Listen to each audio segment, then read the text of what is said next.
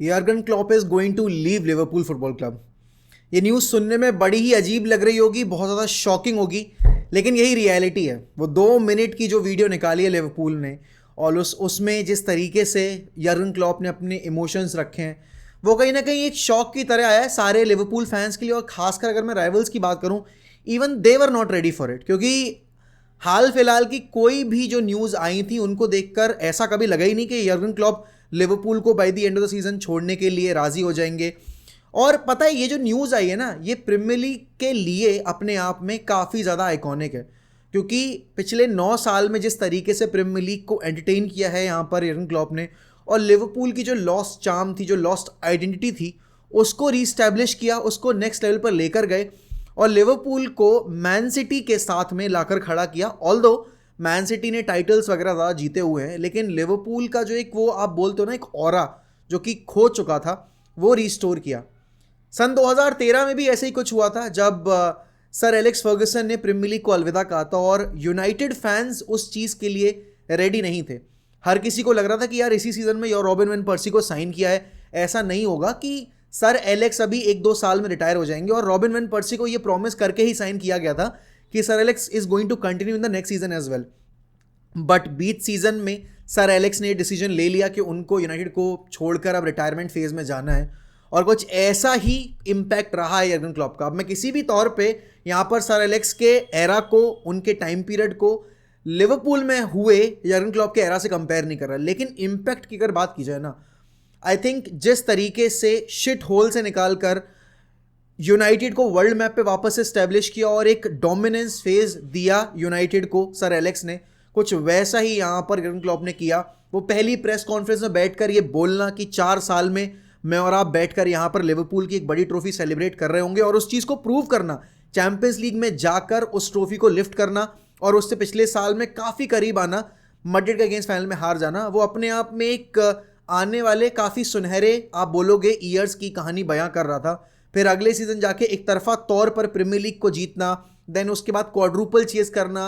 1 point से city से title हार जाना, मैंस आप बोलोगे कि रियल मैड्रिड के अगेंस्ट फाइनल हार जाना, बट स्टिल 2 ट्रॉफीज पर अपने हाथ काबिज करना,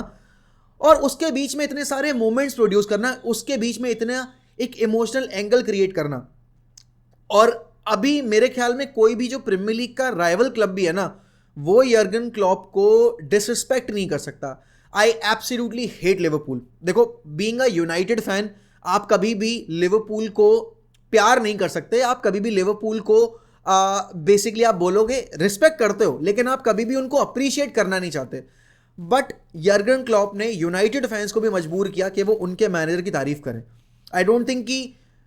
मेजॉरिटी यूनाइटेड फैंस इस चीज़ से डिसएग्री करेंगे कि उनके मन में यर्गन क्लॉप के लिए बहुत ज़्यादा रिस्पेक्ट है, बहुत ज़्यादा आप बोलोगे प्यार है। क्यों? क्योंकि उस मैनेजर ने ना लिवरपूल के फैंस, मतलब लिवरपूल के जो राइवल्स थे, उनको लिवरपूल के मैचेस देखने पे मजबूर किया है। और ये जो होल क्रिएट हुआ ना लिवरपूल का, जो अब लिवरपूल के एक सेटअप में क्रिएट कर चुके हैं वो खुद ही, इससे उभरने में उनको शायद बहुत टाइम लग जाए, क्योंकि जब इतना एक आइकॉनिक चेंज होता है, इतना बड़ा आपको एक ट्रांजिशन में जाना पड़ता है ना, तब आप उसके लिए रेडी नहीं होते हो। मैं किसी भी तरीके से यहाँ पर बॉब पेजले को और उनको उनके प्रीवियस जो ग्रेट्स रहे उनसे कंपेयर नहीं कर रहा यर्गन क्लॉप को, लेकिन जो इम्पैक्ट डाला है मेंटल लेवल पे, आप बोलोगे कैरेक्टर लेवल पे, वो थोड़ा मुश्किल होगा एफएसजी के लिए इस वॉइड को फिल कर पाना। और अगर यर्गन क्लॉप जैसा मैनेजर जो कि किसी भी बजट पर काम करने को तैयार है, वो भी थक हार कर अगर ये बोल रहा है कि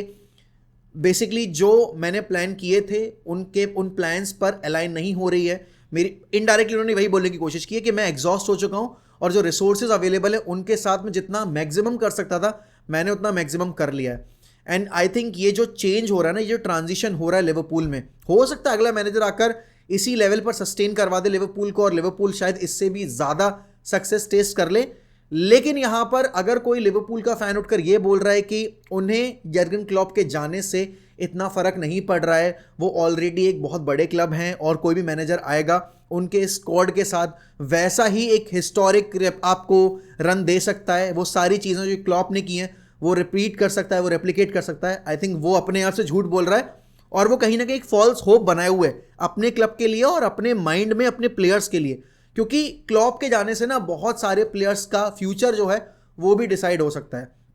अब जैसे सलाह की फ्यूचर पे अनसर्टेनिटी थी, राइट, लेकिन अब सलाह यहाँ पर अपना फ्यूचर डिसाइड करेंगे। बहुत सारे प्लेयर्स ऐसे थे जो कि यर्गन क्लॉप की वजह से क्लब में नया कॉन्ट्रैक्ट साइन करने के लिए रेडी थे या फिर अपने करियर को बहुत लंबे टाइम तक लिवरपूल से एसोसिएट कर रहे थे। अब अगर कोई बड़ा क्लब लेट्स से कि रियल मैड्रिड आ रहा है उनके लिए, जैसे ट्रेंट आर्नल्ड है, अगर लेट्स से कि रियल मैड्रिड आती है ट्रेंट के लिए, तो ट्रेंट को अब रोक पाना लिवरपूल की थोड़ा मुश्किल होगा, क्योंकि अभी तक एक एंगल था जो कि क्लॉप बना हुआ था। अब क्लॉप के बाद जो भी मैनेजर आएगा, क्या वो इस टीम के साथ, इस स्क्वाड के साथ उसी लेवल का ट्रस्ट बिल्ड कर पाएगा, उसी लेवल की परफॉर्मेंसेस रेप्लिकेट कर पाएगा, वो सबसे बड़ा सवाल होगा। और बात सिर्फ इतनी नहीं है, प्रीमियर लीग के लिए कितना बड़ा लॉस है ये आप ये समझिए कि